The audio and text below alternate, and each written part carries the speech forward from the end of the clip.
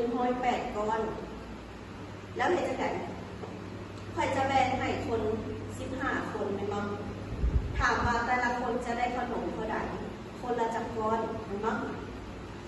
ฉะนั้นเขากลับมาเบิ่งว่าได้ขนม108 ก้อนนี้ที่ใครจะปั่นเป็นคน15 คนนี้เป็นจำนวนหลายเนาะ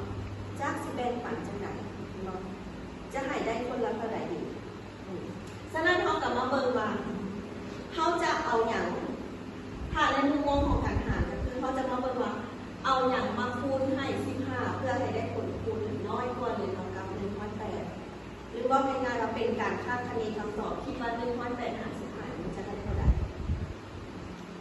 เราคาดคะเนคำตอบของมันเลยคิดว่ามันจะได้คนละประมาณเท่าไหร่คาดคะเนให้อาจารย์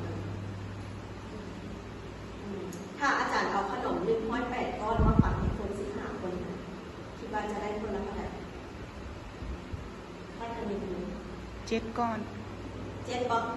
ทดลอง7ตรงน้อง7คูณที่5เป็น35เขียน5ชื่อ3 7คูณที่1เป็น7บวกให้3เป็น10105ได้เพียงนี้เนาะถ้าเอา8หลายคนเนาะกายถ้าเอา8อาจจะหลายคนลงไปเหลือเท่าไหร่3เหลือ3จะมีเศษ0เนาะเหลือ3สามารถแบ่งให้15 คนนี้ได้บ่ได้บ่ได้ถ้าบ่ได้เขาจะเห็นจังได๋ยืมเพิ่มเป็นบ่เพิ่มขึ้น10 เทื่อของ3จาก3เพิ่มขึ้น10 เทื่อจะกลายเป็น30เมื่อตัวตั้งหารมันมีการเพิ่มขึ้น10 เทื่อฉะนั้นตัวหารของมันก็จะกลายเป็นหลักของทศนิยมหลักของทศนิยมก็จะกลายเป็นหลักของ1/10 1/100ไป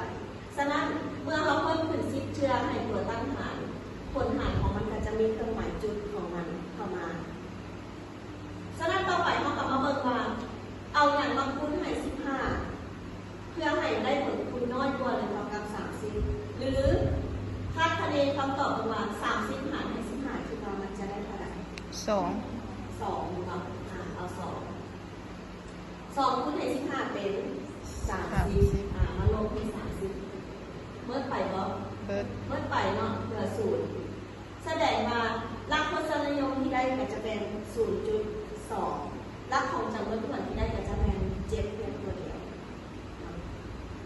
อันนี้คือการดำเนินการหากรณีที่มีทศนิยมจำน